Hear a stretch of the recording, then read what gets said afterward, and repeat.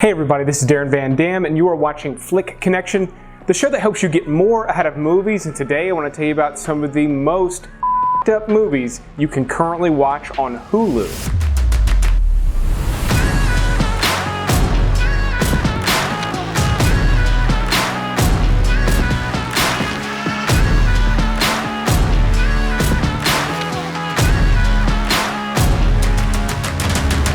So the Hulu selection of movies is never really that great, or at least it's not that vast. But I always find really interesting movies over there that I can't find other places.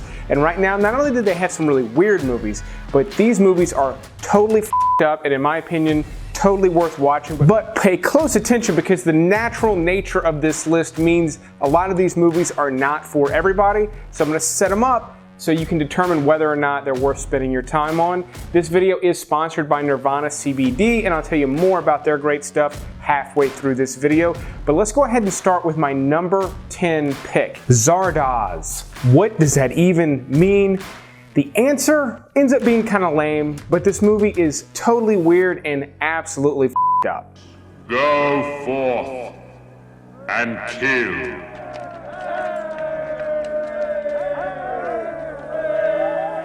Zardoz has spoken.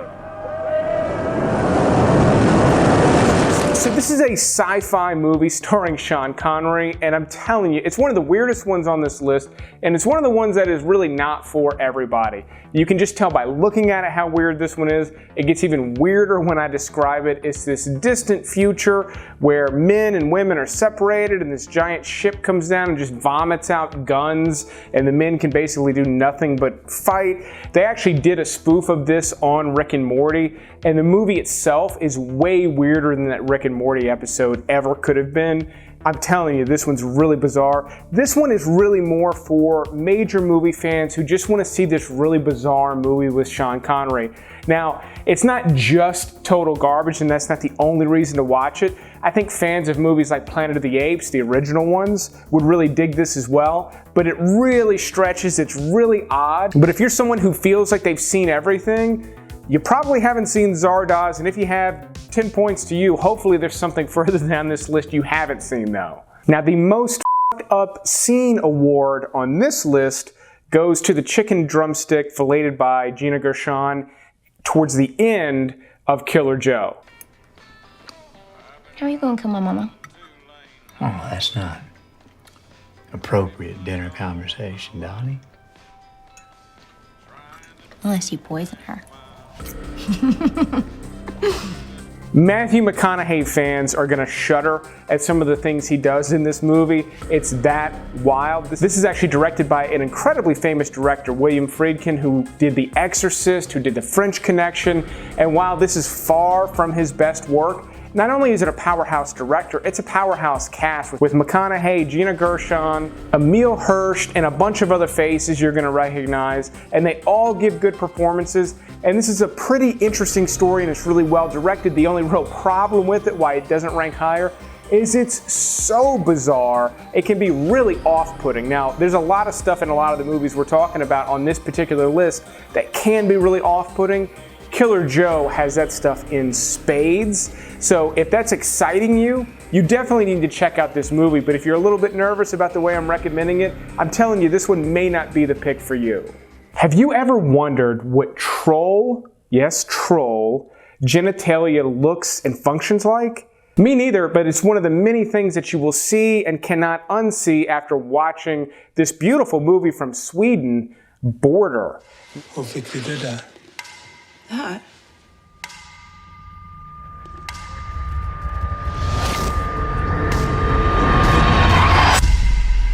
Vem är jag? Now I say beautiful movie because this is a really beautifully directed movie about this troll person who is like an outsider and then meets someone else that's enough like them. So it's all metaphorical, but it is a fantasy movie. They're actually trolls sort of living amongst us, and it never goes too far into fantasy. It doesn't become this crazy thing. It stays very, very grounded. It feels almost real for most of the movie, and it is an art film. It's very beautifully shot, and the movie does take its time. Not necessarily meaning it's slow, but the movie pauses and takes time to sort of like literally spend time with nature, because that's the nature of these troll characters. And then it goes in this really kind of odd, dark direction, but I felt like it was a very good story. This is a movie that was very well reviewed when it was released, but it didn't get a wide release, so I know a lot of you haven't seen it yet. Keep in mind though, not only is this one weird and, again, off-putting at times, it is also like an art film. This is not just one to kind of laugh all the way through. It's fairly heavy-handed and fairly serious at times, but very, very well done. Now, what do conspiracies, ice skating, and spousal abuse all have in common? They're all major themes in I, Tonya. If you can come up with $5,000 for a costume for me, then I won't have to make one. Till then, just stay out of my face. Maybe you're just not as good as you think. Maybe you should pick another sport.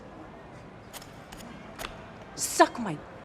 Now, this movie made all kinds of waves back when it came out, mainly because Margot Robbie is in it, and in it, she plays Tonya Harding, who is famous for spearheading this conspiracy to take out one of her opponents in the Winter Olympics. It was a huge story, and when this movie came out, there was a ton of buzz because of the cast, the director, the story, everything, and I was very excited to see it, and to be honest, I was kind of let down when I first saw it, because I really thought it was going to be more about the incident and the conspiracy, and while that does occur within this story, this is much more about all the troubles that she had in her life with her mother, with her husband. It's rough stuff, and the thing that's really off-putting about this movie is not just that there's spousal abuse in it, it kind of comes out of nowhere at times, and it's layered in and mixed in with comedy in a very odd, very unsettling way. Such a way that like I had kind of trouble processing it when I first watched it. I didn't quite understand what the tone of the movie was, but on a second viewing I did get into it more, and I do understand why so many people like this one so much. It's north of the middle of this list because I found it a little bit difficult to watch the first time, but I do know it is so loved and so well respected, and it is very well executed. Do you ever wake up day after day just to relive the same 24 hours over and over again for what seems like an eternity? I haven't either, but Bill Murray did in Groundhog Day, and Andy Samberg does in Palm Springs. Wait! Stop! There's a bomb in the cake. Don't worry. I used to be a bomb guy. Everyone stand back!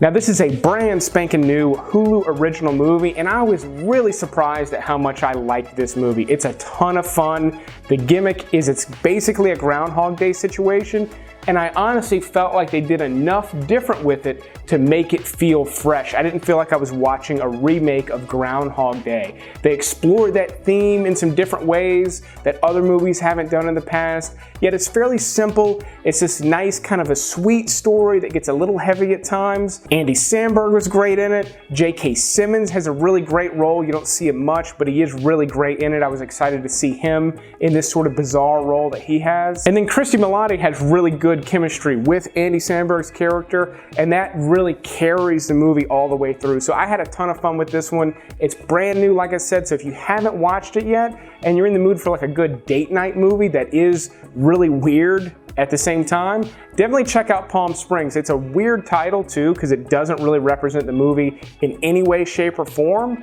But if you like the way that I've described it, I think you're gonna dig it as much as I did. Now, if I were gonna live the same day over and over again, I'd like to think I would make every day a little bit different, but one thing that I would do every single day is take some sort of CBD supplement. I have been doing that for almost a year now with really fantastic results for me. Not only does it just put me in a better mood from day to day, my knees that have sounded like bubble wrap since high school don't ache anymore. I've even used lotions to sort of keep a sunburn from peeling. I think I have like vampire blood somewhere in my family tree. I burn like crazy, and the CBD lotion from Nirvana has really been helpful. And that's what I love about our sponsor, Nirvana CBD, is they have a really great range of products. Now, over the past year, I've tried a bunch of different CBD products, and Nirvana is definitely my favorite. Not only do the gummies taste the best, I think the tinctures seem to be more effective. And I love the fact that they have topical stuff as well as a variety of supplements. If you've been taking CBD, I strongly recommend trying out Nirvana CBD. You can check out a link in the description. And as always, supporting the sponsors also helps support the show. So thanks to everyone who has been purchasing Nirvana CBD. You were the reason they have continued to sponsor the show. But let's go ahead and move on with my top 5 on this list. Now, the most highbrow movie on this list, meaning the most slow, the most not for everyone, the most foreign languagey movie, also feels the most real, and in this case, that's what's so f***ed up about it.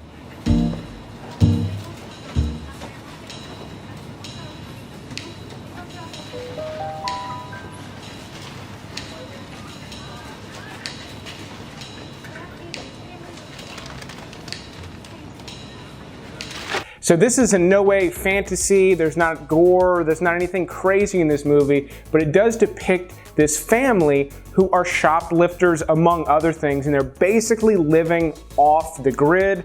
And as a result, they had to do some things that I'll say culturally seem very up to us in the modern age today that maybe wouldn't have seemed that crazy, I don't know, 100 years ago. Seeing it in a modern setting is odd. I know I'm being very cryptic because if I'm not, I'm gonna tell you some things that happened in this movie. It's very, very good though, but this is another one that is for kind of the art house crowd. If you like foreign language films that aren't like crazy, bloody, all that stuff, this is a good one. It really is. It's very well respected, very well reviewed, but it's a little bit of a hidden gem. It hasn't really found its audience in America yet. Now, if you want to spend some up close and personal time with a vicious, and I do mean vicious, serial killer in what was easily the most f***ed up movie released in 2018, try watching The House That Jack Built. You know, I take it all back. What I said earlier about you looking like a serial killer? No. You don't have the disposition for that sort of thing. You're way too much of a wimp to murder anyone.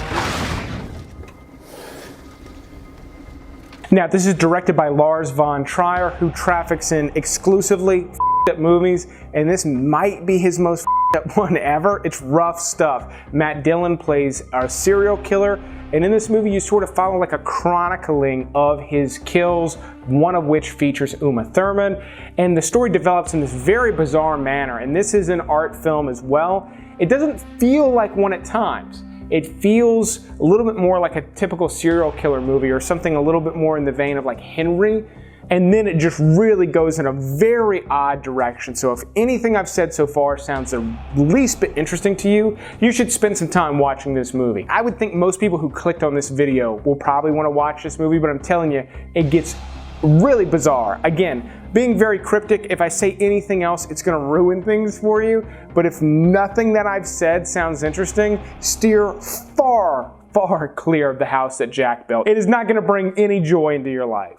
Now, my next pick is the least f***ed up on this list, I think, but it's also the funniest. Now, that said, it's still way more f***ed up than anything you've probably seen lately.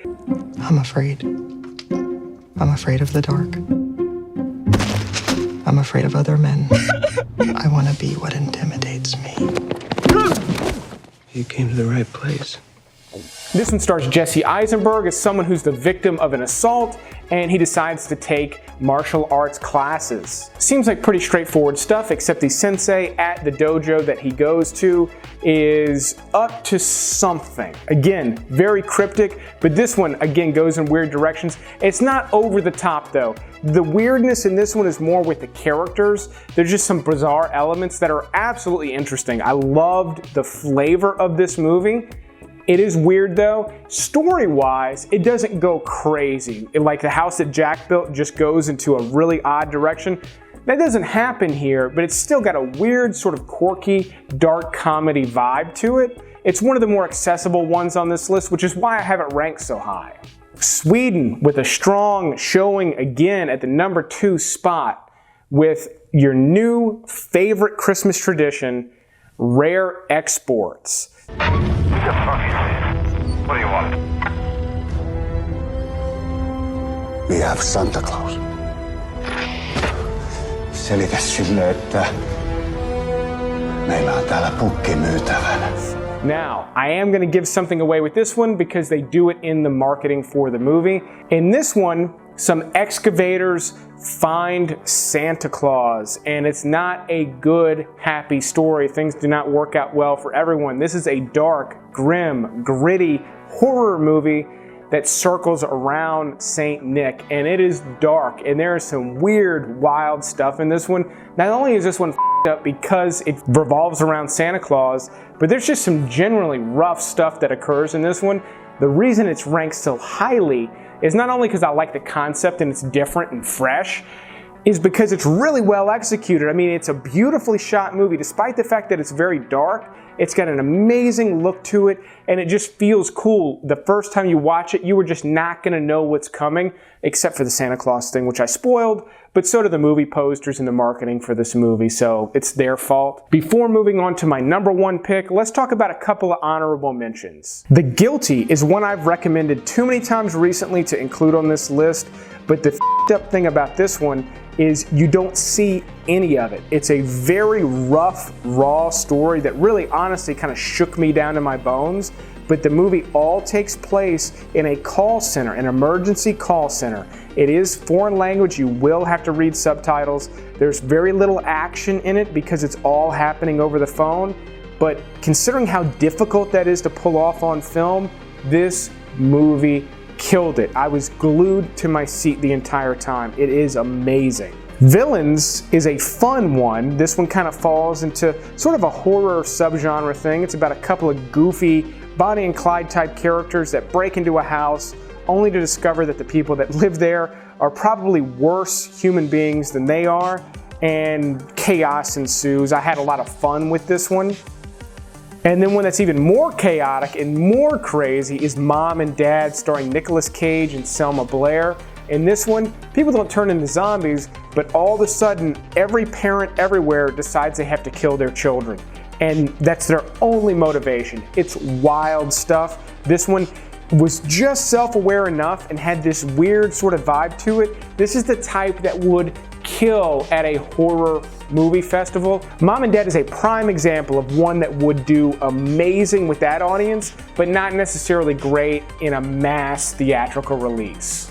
Now, to have really f***ed up content in your movie, you run the risk of losing the audience. If the juice, meaning the story and the experience of watching the movie, isn't worth the squeeze, meaning the horrible imagery and things you have to subject yourself to that you may not be able to ever forget, then the movie may not be worth watching. But my number one pick has perfected this art form by winning tons of awards all over the world, gaining a worldwide audience with just droves of people loving almost everything about this movie. And that movie is Parasite. Now, I'm hoping a lot of you have seen this movie, and for those of you that have been following me for a long time, you know I'm kind of harsh on the movies the Academy typically picks for Best Picture. They've got a very weird process for it.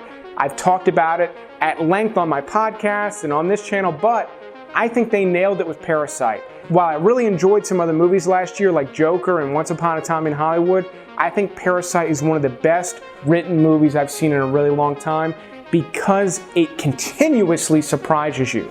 Every few minutes there's a surprise, and it just gets so crazy, yet it manages to stay fairly grounded, and I just love everything about this movie. I love the characters, I love the way they interact with each other, I love the look of the house, I love how wild the story gets, and again, just how surprising the story gets. If you have not bothered to watch this, Jim, make a point to watch it. I'm definitely running the risk of overselling it because I'm making it sound like it's the greatest movie ever made, but it was one of the best times I had watching a movie in a really long time, again, because I was seeing stuff I had never seen before, and I absolutely love this movie for that. But let me know what movies you plan on watching in the comments below, and while you're in the comments below, my top comment, the one from Flick Connection, contains the full list of all the movies I just talked about, as well as the link to our sponsor, Nirvana CBD. Let's also thank the Patreon supporters who are helping me literally keep these lights on. Patreon is a great way to support the channel. There's a link to that in the description. There's also a join button now. You can become a channel member and get access to exclusive videos. And of course, just liking, commenting, and subscribing is a fantastic way to support the show as well. However you choose to support us,